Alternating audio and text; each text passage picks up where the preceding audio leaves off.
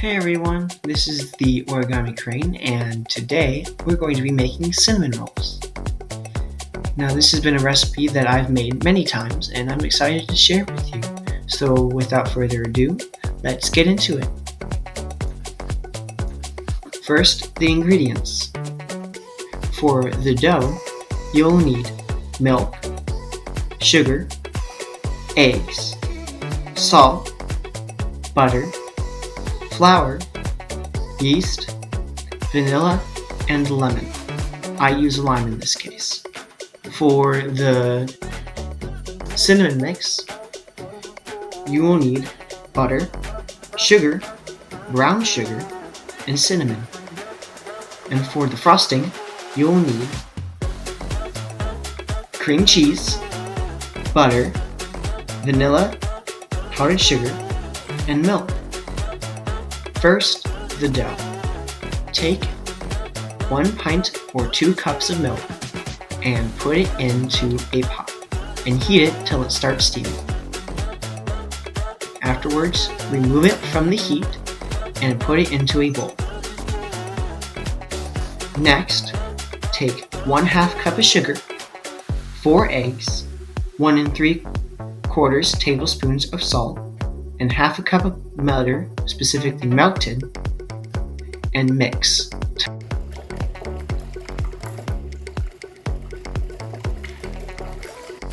Next, take this mixture and put it into a bosh or a bread kneader.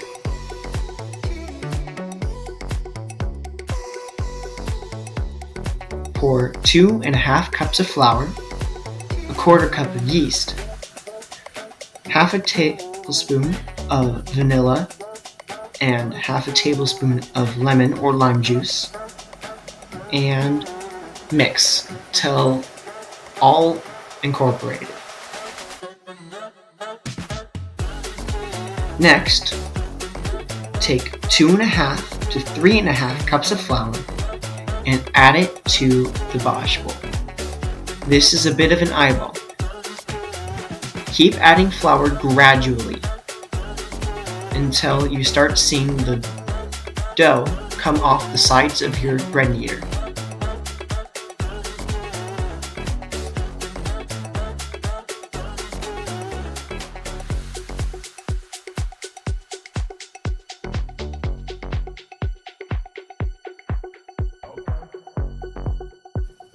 Now let it knead for 10 minutes.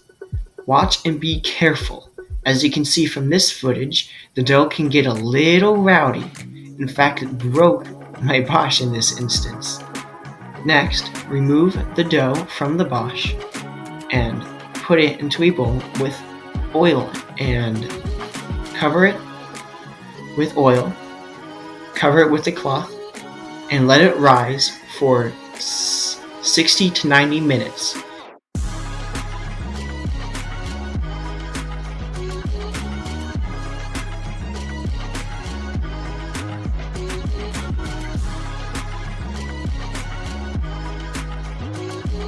Now it is time for the cinnamon sugar filling. First, take 3/4 cup of butter and stick it in the microwave and melt it. Then remove it from the microwave and put it into a bowl. Next, take 1 cup of white cane sugar and 1/2 cup of brown sugar, 1/8 cup of cinnamon, and mix all that together.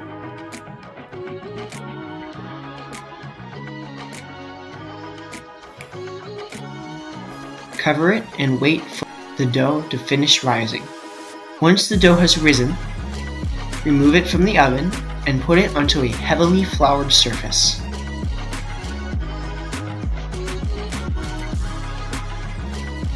After which, you grab a rolling pin. Afterwards, you roll out the cinnamon roll lengthwise as much as you can until you reach about 1/8 inch to 3/16 inch thick.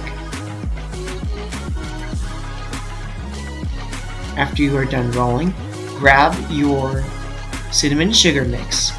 If it's solidified, stick it in the microwave and melt it again. and pour it onto your cinnamon roll. Spread it out evenly.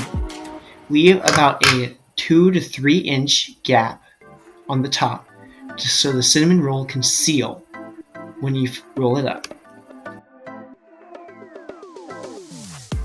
Next, grab the bottom where the cinnamon sugar hits the edge and roll up in a tight figure and keep rolling until it's all the way rolled up and you have a giant long cinnamon roll.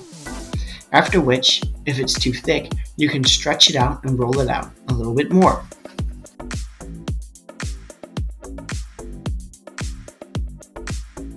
Finally, for the cinnamon roll itself, in a 9 by 13 inch pan, put 1.5 inch thick cinnamon rolls into the pan. To do this, grab a thin thread, or fish wire, and put it underneath the cinnamon roll at the desired length you wish to cut. Afterwards, wrap it over and around and pull tight so the loop cuts through the dough. And take that roll and place it into it. Repeat till you have about 2.5 dozen cinnamon rolls. Preheat the oven to 350 degrees Fahrenheit and set a timer for 60 minutes to let the cinnamon rolls rise as you wait for the oven to increase in temperature. Put them in the oven and set the timer for 20 to 25 minutes after they have risen. And after the timer is beeped, check them and it should have a light golden brown on top. Remove them from the oven and place them on a cooling rack to cool all the way.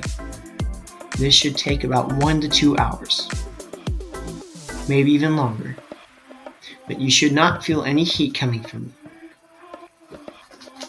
Once no heat is felt from the cinnamon rolls, it is time for the cream cheese frosting. Take 1 package of cream cheese, specifically 8 ounces, and stick it in a bowl and beat it till smooth. Afterwards, add a 1/4 cup of butter, softened, not melted, not hard, and do the same.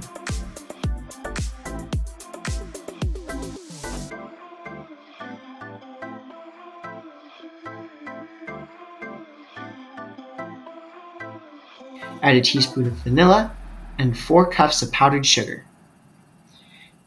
And mix all incorporated. This should be very thick. That's on purpose. Now, another eyeball part comes in. Add splashes of milk, about 1 to 2 teaspoons at a time, and keep whisking until the consistency gets to about peanut butter to Nutella. After which, stop adding milk.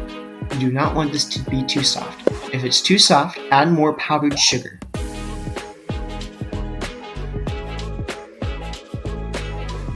Once this frosting is complete, remove the frosting and put it onto the cinnamon rolls on the top. Make sure to cover it evenly and get every cinnamon roll and every delicious nook and cranny. And after that, you're ready to serve and enjoy.